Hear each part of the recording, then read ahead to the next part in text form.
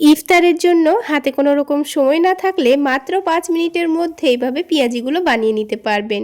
যেমন মুচমুচে তৈরি হবে, খেতেও হবে ভীষণ মজার। তাই ইফতারের জন্য আমার মনে হয় এর থেকে সহজ রেসিপি আর হতেই পারে না। আসসালামু আলাইকুম বন্ধুরা, কিচেন বাঙালিয়ানা চ্যানেলে আপনাদের সবাইকে স্বাগত জানাই।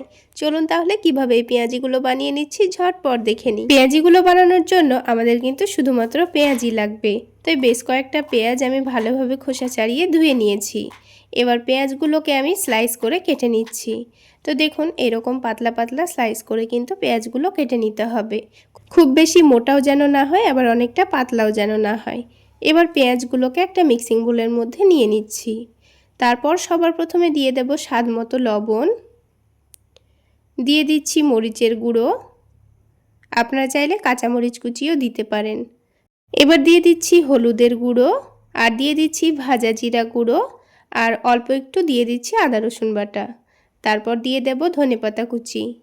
গুঁড়ো মশলাগুলো দেওয়ার পর এবার এটাকে হাত দিয়ে একটু ভালোভাবে চেপে চেপে মথলে নিতে হবে।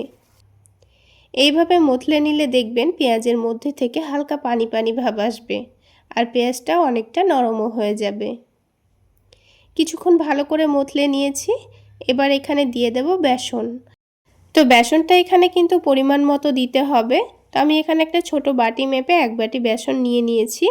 এখানে পেঁয়াজের পরিমাণ অনুযায়ী কিন্তু বেসনটা নিয়ে নিতে হবে। বেশি পরিমাণ পেঁয়াজ থাকলে বেসনের পরিমাণটা বাড়িয়ে নিতে হবে। তো বেসনটা দেখুন আমি একবারে কিন্তু দিচ্ছি না, বারে বারে অল্প অল্প করে দিয়ে মেখে নেব। এখানে বেসন দেওয়ার পর পেঁয়াজের মিশ্রণটা যদি অনেকটাই ঘন মনে হয় তখন কিন্তু আর বেসনটা দেওয়া যাবে না।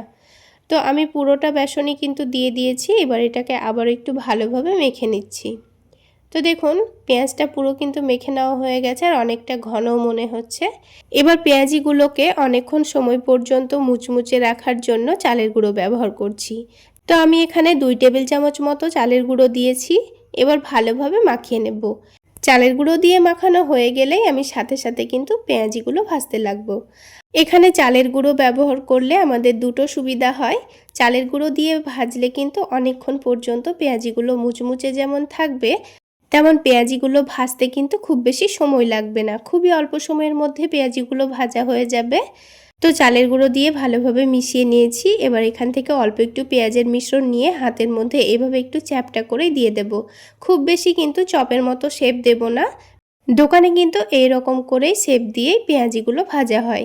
তাহলে পেঁয়াজির ভেতরে কাঁচা ভাব থাকবে না, অনেকক্ষণ পর্যন্ত মুচমুচে থাকবে। তো দেখুন একটা পেঁয়াজি দিয়ে দিয়েছি। একইভাবে আমি একসাথে 4টা পেঁয়াজি ভেজে নেব। আর গ্যাসের ফ্লেমটা কিন্তু মিডিয়াম ফ্লেমে ভাজতে হবে। খুব বেশি হাই ফ্লেমে ভাজলে কিন্তু পেঁয়াজগুলো পুড়ে কালো হয়ে যাবে, তখন কিন্তু পেঁয়াজিগুলো খেতে তেতো লাগবে। তাই গ্যাসের ফ্লেমটা মিডিয়ামে রেখেই আমি পেঁয়াজিগুলো ভেজে নেব। আর খুব সুন্দর কালার চলে আসলেই তেলটা ভালোভাবে ছেঁকে নিয়ে তুলে নেব। তো দেখুন 2-3 বার উল্টে পাল্টে কিন্তু আমি পেঁয়াজিগুলোকে ভেজে নিয়েছি। আর কত সুন্দর কালার চলে এসছে। এবার আমি তেলটা ছেঁকে নিয়ে তুলে নেব। আওয়াজ শুনে আপনারা নিশ্চয়ই বুঝতে পারছেন পেঁয়াজিগুলো কতটা মুচমুচে তৈরি হয়েছে। তো ঠিক একইভাবে আমি বাকি পেঁয়াজিগুলো ভেজে নিচ্ছি। উল্টে পাল্টে খুব সুন্দর কালার আসা পর্যন্ত ভেজে নেব। এই পেঁয়াজিগুলো ভেজে রাখার 2 ঘন্টা পর্যন্ত কিন্তু মুচমুচে ছিল। একবার হলো আমার রেসিপি ফলো করে বানিয়ে খেয়ে দেখবেন, খেতে ভীষণ মজার হয়।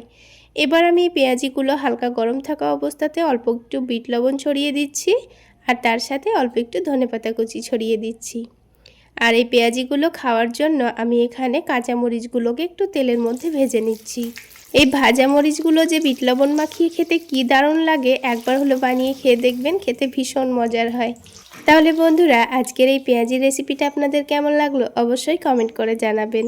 আর ভালো লাগলে একটা লাইক শেয়ার করে দেবেন। আর আমার এই সহজ রেসিপিগুলো যদি ইউটিউব চ্যানেল থেকে দেখে থাকেন চ্যানেলটি সাবস্ক্রাইব করে দেবেন। আর ফেসবুক পেজ থেকে দেখে থাকলে পেজটি ফলো করে দেবেন। তাহলে বন্ধুরা আজকে এই পর্যন্তই। সকলে অনেক বেশি ভালো থাকবেন, সুস্থ থাকবেন।